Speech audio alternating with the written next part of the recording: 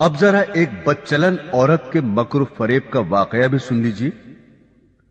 بنی اسرائیل کے یہاں ایک پہاڑ تھا جسے وہ بڑی عظمت والا سمجھتے تھے اور اس کی بڑی عظمت و توقیر کرتے تھے، اور اگر کسی بات کا فیصلہ کرتے وقت قسم کھانے کی نوبت آتی تو اس پہاڑ پر چڑھ کر قسم کھاتے اور اسے وہ سچا سمجھ لیتے۔ اس شہر میں ایک خوبصورت عورت تھی جس کا ایک نوجوان سے ناجائز تعلق ہو گیا۔ عورت نے اس کو اپنے مکان میں بلانا شروع کر دیا۔ شوہر کو شبہ پیدا ہو گیا۔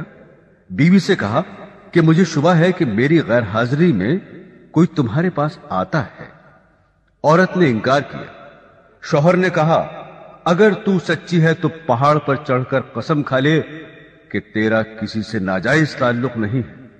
عورت نے کہا ہاں، میں کل پہاڑ پر چل کر قسم کھانے کو تیار ہوں۔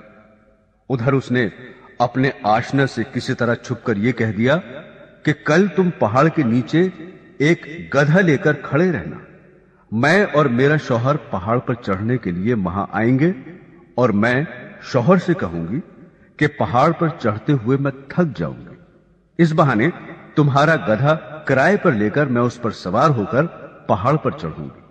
تم گدھے والے کے بھیس میں وہاں موجود رہنا اور گدھے پر مجھے سوار کر کے میرے ساتھ ساتھ چلنا۔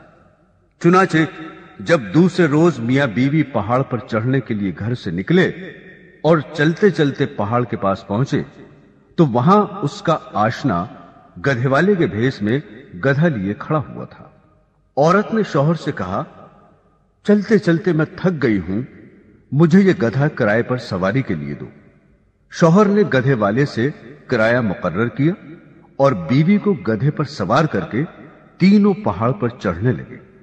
جب وہ جگہ آئی جہاں لوگ قسمیں کھاتے تھے تو اس مکار عورت نے اپنے آپ کو گدھے سے نیچے گرا دیا، اور اس گرنے میں اپنی رانے وغیرہ قابل سطر بدن بھی ننگا کر دیا، اور ایسی صورت پیدا کر دکھائی کہ شوہر نے یہی سمجھا کہ گدھے سے اتفاقاً گر گئی اور گرتے ہوئے اتفاقاً ننگی ہو گئی ہے۔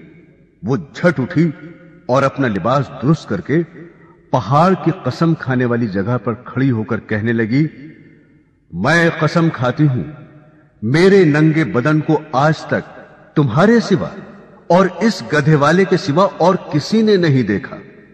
شوہر مطمئن ہو گیا کیونکہ اس نے یہ سمجھا کہ اس گدھے والے نے اسے گدھے سے گرتے ہوئے اس کا ننگا بدن اتفاقاً دیکھا۔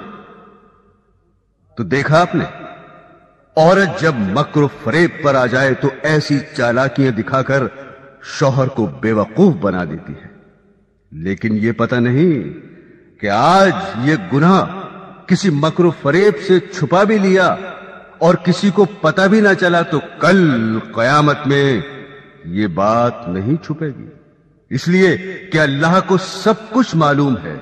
اللہ سے کوئی کام چھپا ہوا نہیں، دنیا والوں سے چھپ سکتا ہے لیکن اللہ تعالی سے نہیں چھپ سکتا، اور اللہ کے نبی صلی اللہ علیہ وسلم نے اس کا عذاب بتا دیا کہ ایسی عورت سینے کے بل جہنم